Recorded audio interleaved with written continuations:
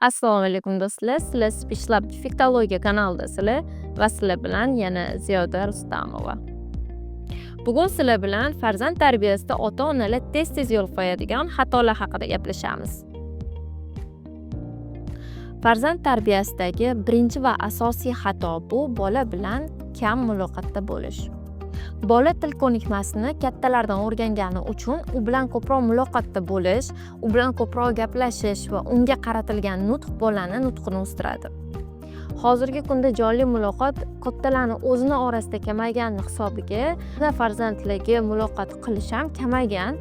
Bunga sabab nima bo'lishi mumkin? Axborot texnologiyalari rivojlanishi hisobiga biz ko'proq onlayn muloqot qilishga o'tib ketdik. Ya'ni biz bu kimga telefon qilib hol-ahvol so'ragandan ko'ra Instagramda yoki ijtimoiy tarmoqda unga yozishni ma'qulroq ko'ramiz. Bu degani biz o'zimiz jonli muloqotdan qochishni boshlaganmiz, introvertlashganmiz. Shuning uchun balki bolalar bilan ham gaplashish, ularga muloqot qilish, ularga gapirish kamaygandir. Bundan tashqari farzandlariga qarab turib, hali kichkina-ku, hozir gapirsam nimani tushunadi? Javob qaytarmaydi-ku degan xayollar bilan ham ota-onalar ko'pincha gapirishmaydi bolalarga, lekin bu xato. Bolangiz kichkina paytidan gaplaringizni his qiladi. Xat tushunmasligi mumkin 100%, chunki hali bolada umuman lug'at shakllamagan bo'ladi. Qachondan muloqot qilsak bo'ladi, umuman bola bilan qachondan gaplashsak bo'ladi desanglar, bola bilan onani qornidan gaplashsa bo'ladi.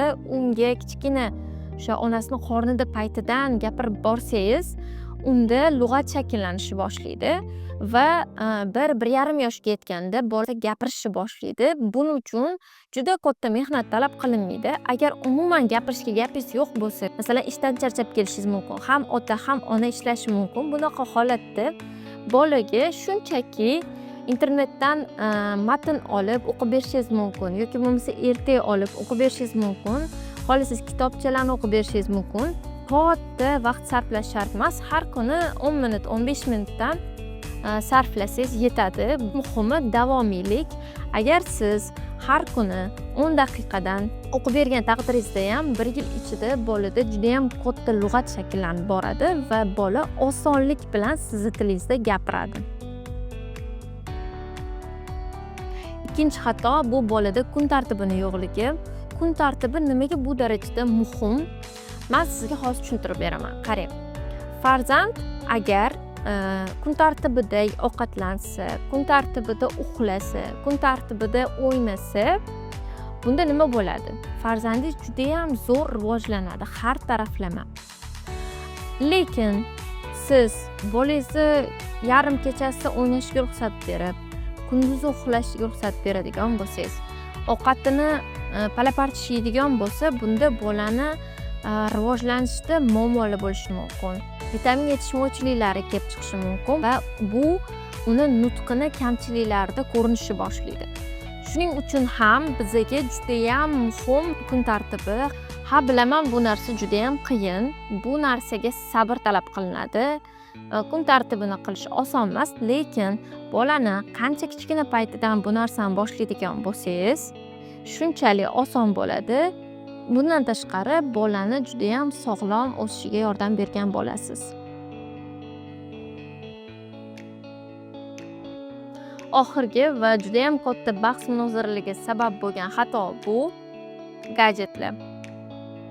Gadjetlar xatomi? Yo'q, gadjetlar xato emas. Gadjetlardan noto'g'ri foydalanish xato. Men hozir bolaga telefon berib qo'yish haqida gapirmayapman. Men ota-onani o'zi telefondan noto'g'ri foydalanish haqida gapiryapman. Ya'ni ota-ona asosiy vaqtini telefonda o'tkazib yuborishi farzandiga umuman muloqot bermasligiga olib kelishi mumkin va bolaga muloqot yetishmasligidan nutq nuqsonlari kelib chiqishi mumkin. Bunaqa holatda hattoki ota-ona yillab tushunmasligi mumkin gap nimada ekanini.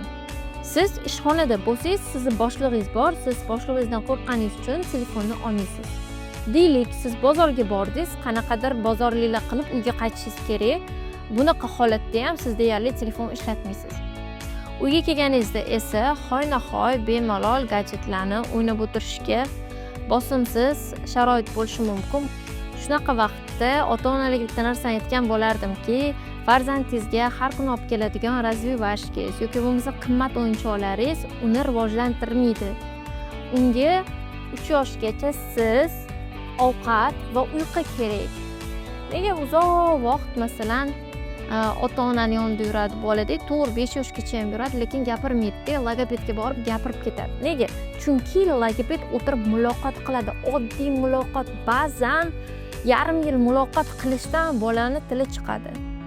Shuning uchun iloji boricha har kuni yarim soat gadjetlarsiz o'yin vaqti qiladigan bo'lsangiz, boladagi nutq kamchiligi bo'lishi ehtimolini ancha kamaytirgan bo'lasiz. Videoni oxirigacha ko'rganingiz uchun rahmat. Qanaqadir savollaringiz bo'lsa, kommentariya qismida qoldiringlar. Obuna bo'linglar va videoni ota-onalarga jo'natib qo'yinglar.